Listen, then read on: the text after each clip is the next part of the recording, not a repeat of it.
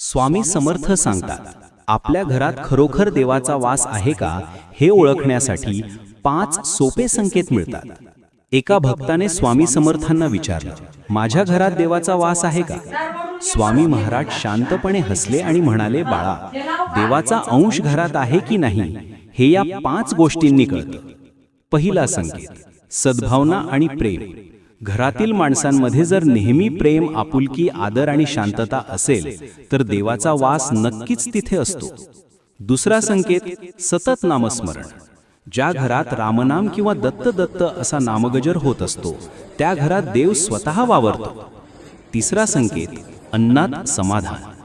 अन्न हे पूर्ण ब्रह्म आहे. थोडं असो वा जास्त, सर्वजण घरात समाधानाने जेवत असतील तर ते घर देवालय बनतं.